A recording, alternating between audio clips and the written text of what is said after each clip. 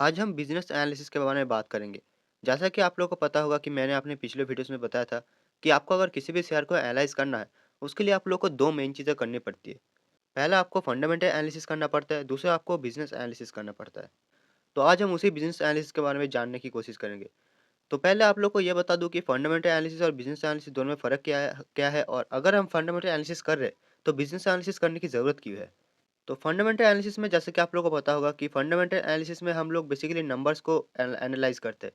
Companies जो भी quarterly या फिर ईयरली जो भी नंबर्स पब्लिश करती है, उन लोगों को हम एनालाइज करते हैं और उससे कुछ फाइंडिंग्स निकालने की कोशिश करते हैं। लेकिन फंडामेंटल एनालिसिस में आप लोग को एक चीज़ प्रॉब्लम देखने को मिलेगा कि फंडामेंटल एनालिसिस आप लोग को पास्ट नंबर्स बताता है, कभी भी आप लोग को फ्यूचर्स नंबर नहीं बताता है।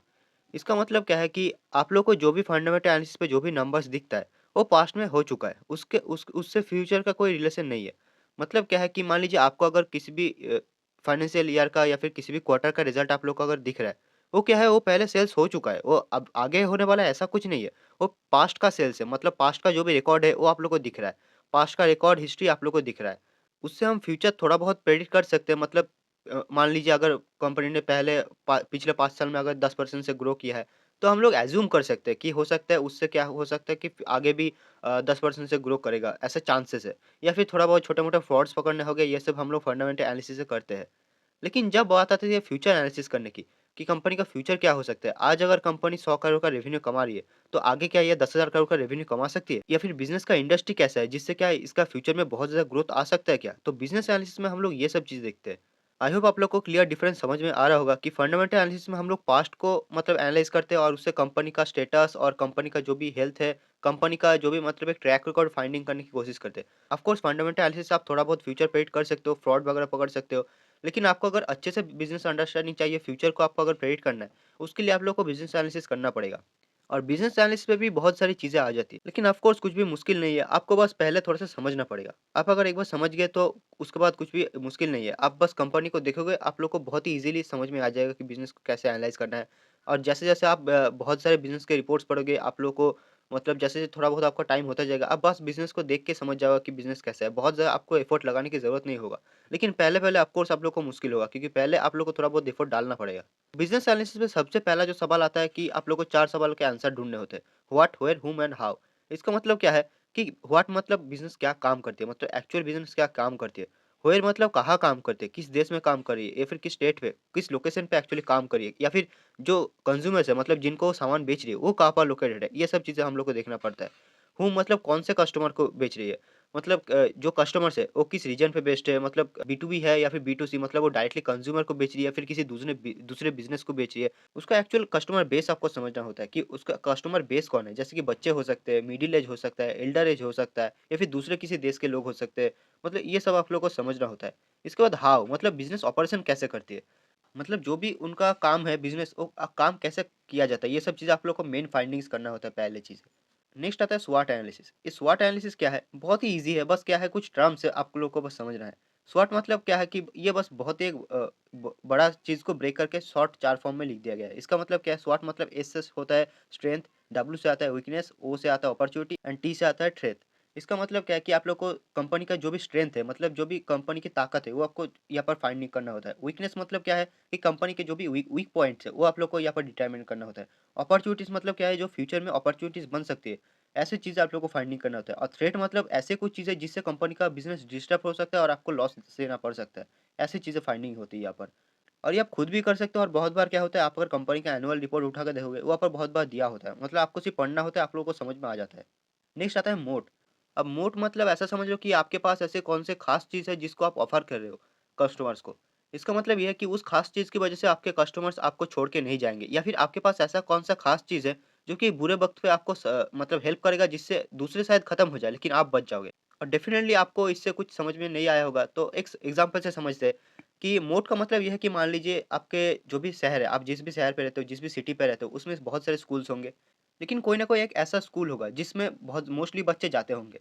उस स्कूल का नाम हो सकता है, मतलब कुछ टीचर्स हो सकते हैं, मतलब कुछ भी ऐसा चीज़ जिसकी वज़ह से मोस्टली बच्चे वहाँ पर अट्रैक्ट होते हैं।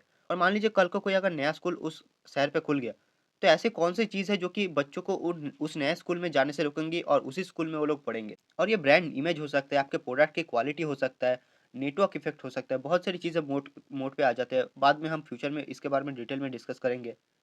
तो मोड का सिंपल मीनिंग यही है कि आप ऐसा कौन से खास चीज़ ऑफ़र कर रहे हो या फिर आपके पास ऐसा कौन सी खास चीज़ है, जिसकी वज़ह से आपके जो भी कस्टमर्स हैं, वो आपको छोड़ के नहीं जाएँगे। नेक्स्ट आता है इंडस्ट्री, इंडस्ट्री हम लोग को देखना पड़ता है। बिज़नेस और इंडस्ट्री में थोड़ा बहुत आप लोगों को डिफरेंस देखने को मिलेगा। बहुत सारे लोग बिज़नेस और इंडस्ट्री को तो सेम समझ लेते हैं। बिज़नेस मतलब क्या है कि एक इंडिविजुअल एंटिटी जिसको आप समझ लो एक बिज़नेस है।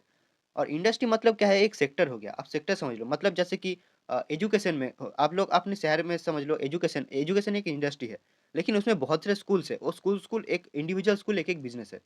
सेम आप हेल्थ केयर में समझ लो, हेल्थ केयर एक इंडस्ट्री है, लेकिन उसमें जो हर एक हॉस्पिटल है वो एक अलग अलग बिजनेस है। तो इंडस्ट्री आप लोग को देखना पड़ता है कि आप जिस इंडस्ट्री में इन्वेस्ट करने जा रहे हो, उस इंडस्ट्री का फ्यूचर कैसा है। कहीं ऐसा तो नहीं कि आप किसी ऐसे इंडस्ट्री पे इन्वेस्ट करने जा रहे हो जिसका फ्यूचर बहुत ज़्यादा ब्राइट नहीं है। तो ऐसे में अगर इंडस्ट्री का फ्यूचर ही ब्राइट नहीं है, तो बिज़नेस बहुत ज़्यादा ग्रो कर लेगा, बहुत ज़्यादा कुछ कर लेगा, ऐसा बहुत ही कम चांसेस है। जैसे कि एग्ज़ाम्पल के लिए ऑयल इंडस्ट्री को समझ लो कि ऑयल इंडस्ट्री में क्या है कि मोस्टली सब लोगों को पता है, आज नहीं तो कल सब लोग क्लीन एनर्जी पे शिफ्ट होंगे। तो उसके लिए धीरे-धीरे थोड़ा बहुत करके हर साल मतलब जो भी ऑयल है उसका मतलब यूज़ कम होता जाएगा। तो ऐसे में ये एक सनसेट इंडस्ट्री हो गया। क्योंकि आप लोग को एक बात समझना है कि अगर इंडस्ट्री में ग्रोथ है, अगर इंडस्ट्री में ही ग्रोथ आएगा, तो नेचुरल सी बात है बिज़नेस अगर थोड़ा बहुत अच्छा करेगा, थोड़ा बहुत ठीक-ठाक से अपने-अपने को मैनेज करेगा, तो बिज़नेस में भी नेचुरल ग्रोथ आएगा। इसके नेक्स्ट पे आता है फ्यूचर स्कोप। आप लोग को फ्यूचर स्कोप भी थोड़ा बहुत आप लोग को फोरकास्ट करना पड़ता है कि आप जिस भी बिज़नेस पे इन्वेस्ट करने जा रहे हो, उसका फ्यूचर स्कोप क्या है? मतलब फ्यूचर में वो कितना ग्रो कर सकता है, मतलब फ्यूचर में वो किस पोज़ीशन पे पहुँच पहुँच सकता है, मतलब उसका फ्यूचर का पोज़ीशन क्या होगा, ये आप लोग को थोड़ा बहुत एस्टिमेट करना पड़ता है। ऑफ़ कोर्स आप लोग को 50-100 साल बाद एस्टिमेट करने की ज़रूरत नहीं है। आप 5 से 10 साल कर लोगे तो भी बहुत है। नेक्स्ट आप लोग को बिज़नेस का स्ट्रक्चर भी समझना रहता है। स्ट्रक्चर में क्या आ जाता है कि मान लीजिए जो कंपनी में मैनेजमेंट है, उस मैनेजमेंट पे जो भी पावर है, वो कैसे डिस्ट्रीब्यूट हो रहा है। मतलब मतलब कंपनी में कितने लोग जो भी टॉप मैनेजमेंट पे काम कर रहे हैं, उनका पावर कैसे-कैसे डिस्ट्रीब्यूटेड है, ये देखना रहता है। इसके अलावा कंपनी के जो बोर्ड है, मतलब जो कंपनी को एक्चुअल में रन कर रहे हैं, उसका वो कंपनी के बोर्ड में कैसे-कैसे पावर डिस्ट्रीब्यूटेड है, कितने मतलब इंडिपेंडेंट डायरेक्टर्स हैं, कितने डायरेक्टर्स ये वगैरह देखने रहता है। तो ये सब कॉम्प्लिकेटेड नहीं है, आप लोग को देखने ईज़िली देखने को मिल जाता है और हम लोग आगे सीखेंगे भी इसको। तो कंपनी का ये स्ट्रक्चर आप लोग को समझना रहता है। इसके अलावा एक और स्ट्रक्चर होता है कि कंपनी के पास कितने दूसरे सब्सिडियरी कंपनीज़ है, ये देखना रहता है। मतलब मान लीजिए क्या है कि एक पेरेंट कंपनी हो गया, मतलब एक पेरेंट कंपनी है, उसके नीचे क्या होता है कि एक सिंगल एंटिटी नहीं रहता। बहुत बड़े-बड़े जो बिज़नेस होते हैं, उसके अंडर क्या होता है, बहुत सारी छोटी-छोटी कंपनीज़ होती है। तो उसको हमें देखना रहता है कि इस कंपनी के अंदर कितनी कंपनीज़ है। नेक्स्ट आ जाता है ऑपरेशन एंड नेचर, ये भी हम लोग को देखना रहता है। ऑपरेशन नेचर मतलब क्या है कि कंपनी ऑपरेशंस अपने कैसे हैंडल करती है। मतलब जैसे कि समझ लो अगर कोई कंज्यूमर कंपनी है, वो अपने मतलब प्रोडक्ट्स जो भी है वो कैसे कस्टमर्स तक पहुँचाती है। वो डायरेक्टली ऑनलाइन पे सेल करती है या फिर डिस्ट्रीब्यूटर से रिटेलर्स तक ऐसे कंपनी को मतलब जो भी प्रोडक्ट्स है वो कस्टमर्स तक पहुँचता है या फिर एक्चुअली कैसे ऑपरेशन काम कैसे करता है। इसके अलावा उस कंपनी के जो फैक्ट्रीज़ है वो कहाँ-कहाँ पर लोकेटेड है और वो कैसे काम करते हैं। ये सब चीज़ें हम लोग को देखना पड़ता है। क्योंकि मान लीजिए अगर किसी कंपनी के बहुत सारे मतलब जो भी फैक्ट्री है वो बहुत ही एक जगह पे लोकेटेड हो गए और किसी रीज़न की वजह से अगर उस जगह पे कुछ क्लाइमेट डिज़ास्टर हो गया, मतलब नेचुरल डिज़ास्टर हो गया, तो उस केस में कंपनी का सारा ऑपरेशन बंद हो सकता है। तो ये सब चीज़ें हम लोग को देखना पड़ता है। और कंपनी का नेचर भी बहुत मैटर करता है क्योंकि क्या है कि कंपनी ऑपरेशंस मोस्टली अगर 2 कंपनीज़ है, 2 बिज़नेस है सेम इंडस्ट्री पे है और दोनों ही कंज्यूमर कंपनीज़ है, तो दोनों का ऑपरेशन लगभग थोड़ा बहुत मोस्टली आप लोग को सेम ही देखने को मिलेगा। लेकिन क्या है नेचर में बहुत ज़्यादा डिफरेंस आ जाता है कि कंपनी का जो ऑपरेशन का नेचर है, वो थोड़ा बहुत मतलब प्रॉफिट पे बहुत ज़्यादा इफ़ेक्ट करता है। तो ये आप लोगों को देखना रहता है कि कंपनी किस नेचर से मतलब किस तरीके से कंपनी अपने ऑपरेशंस को हैंडल करती है, कंपनी का नेचर क्या है इन्वेस्ट करने का या फिर कंपनी को मैनेज करने का, ये सब चीज़ें डिपेंड करती है।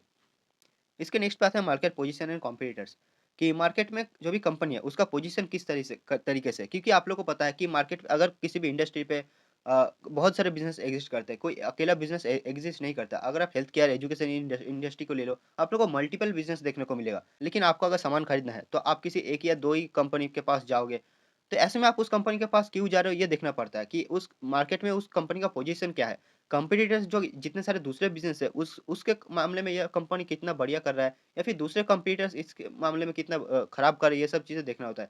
मतलब क्योंकि आप लोगों के पास मल्टीपल बिज़नेस ऑप्शन होगा, तो आप लोग इसको ही क्यों खरीदोगे? क्योंकि आपके पास अगर मान लीजिए किसी इंडस्ट्री पे 3 बिज़नेस है, 3 प्लेयर्स है, तो आप लोग इसी को क्यों खरीदोगे? आप लोग दूसरे 3 को क्यों नहीं खरीदोगे? ये सब भी देखना रहता है। नेक्स्ट हम लोग को पेस्टल एनालिसिस करना पड़ता है और ये पेस्टल भी सेम स्वॉट जैसा ही है। स्वॉट जैसे कुछ 4 बड़े-बड़े वर्ड्स का जो शॉर्ट फॉर्म था, सेम ये पेस्टल भी शॉर्ट फॉर्म ही है। जैसे कि आप लोग को पेस्टल में आप लोग को देखने को मिलेगा political, economical, social, technology legal ऐसे कुछ चीज़ें आप लोगों को देखने को मिलेगी, जिसको हमें ब्रेक डाउन करना पड़ता है और देखना पड़ता है कि कंपनी पॉलिटिकली कितना कनेक्टेड है, पॉलिटिकल से कंपनी को कितना हेल्प मिलता है, पॉलिटिकली बहुत ज़्यादा कनेक्टेड तो नहीं है, क्योंकि मोस्टली पॉलिटिकली क कनेक्टेड बिज़नेस मतलब इन्वेस्ट करने के लिए बहुत ज़्यादा रिस्की हो जाता है। तो ये सब चीज़ें देखना पड़ता है। इकोनॉमी में कितना कंपनी का कंट्रीब्यूशन या फिर कितना ज़्यादा इसको सपोर्ट करता है, इकोनॉमी में कितना ज़्यादा डिपेंडेंट है, लीगली कितना ज़्यादा कंपनी मतलब अच्छा है, ये सब चीज़ें देखना पड़ता है। टेक्नोलॉजी मतलब कंपनी में टेक्नोलॉजी कितना बढ़िया है या फिर कंपनी टेक्नोलॉजी से कितना ज़्यादा रिलायबल है, ये सब चीज़ें देखना पड़ता है। इसके नेक्स्ट में आता है मैनेजमेंट। जैसे कि मैंने बताया कि मैनेजमेंट बिज़नेस बिज़नेस एनालिसिस का एक बहुत ही मेजर पार्ट है। मैनेजमेंट में क्या होता है कि कंपनी जो लोग चला रहे हैं, मतलब कंपनी बिज़नेस को जो भी लोग रन कर रहे हैं, उसको हम लोग एनालिसिस करते हैं कि उनका क्वालिफ़िकेशन क्या है, उन लोग जो भी लोग बिज़नेस रन कर रहे हैं, वो लोग कितना सैलरी सैलरी ले रहे हैं, क्या वो लोग बिज़नेस को अच्छे से चला रहे हैं कि नहीं, मतलब जो रिटेल शेयर होल्डर्स है, उनके साथ कुछ अनफेयर प्रैक्टिस तो नहीं कर रहे, ये सब चीज़ें देखना रहता है। और मैनेजमेंट का इंटेंशन वगैरह मैनेजमेंट ये सब चीज़ देखना रहता है, क्योंकि क्या है कि मैनेजमेंट एक ऐसा चीज़ है जिससे मतलब कंपनी का ए टू ज़ेड पूरा का पूरा चेंज हो सकता है। तो ये सब चीज़ें मतलब मैटर्स करती है एक्चुअली। नेक्स्ट रेपुटेशन भी देखना होता है। क्या है कि रेपुटेशन एक मतलब कंपनी का मान लीजिए अगर कंपनी का रेपुटेशन ही खराब है मार्केट पे, तो ऐसे बहुत टाइम तक वो कंपनी टिक नहीं सकती, क्योंकि अगर सब लोगों के पास उसका मतलब परसेप्शन खराब है, तो ऐसे में बहुत सारे लोग उसका प्रोडक्ट खरीदना अवॉइड करेंगे। तो इसलिए रेपुटेशन भी मैटर्स अ लॉट। अगर मान लीजिए किसी टेम्पोररी रीज़न से रेपुटेशन थोड़ा टाइम के लिए हैम्पर हो जाता है, तो ये मतलब टेम्पोररी सिचुएशन है।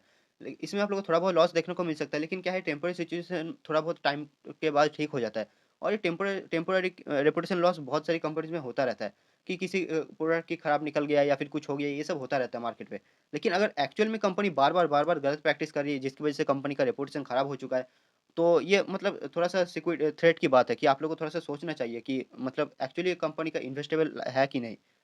तो हाँ, ऐसे ही कुछ फ्रेमवर्क्स और चीज़ें आप लोगों को देखने को मिलेगी जिससे हम लोग बिज़नेस एनालिसिस करते हैं, और सेम ऐसे कुछ और आप लोगों को चीज़ें देखने को मिली है। मैंने बस कुछ आप लोगों को बेसिक चीज़ें आप लोगों को एक्सप्लेन किया है। ऐसे बहुत सारी चीज़ें आप लोगों को देखने को मिलेगी जो कि मतलब एंडलेस है चीज़ें, मतलब जितना करते जाओगे उतना रिफाइन होता जाएगा आपका।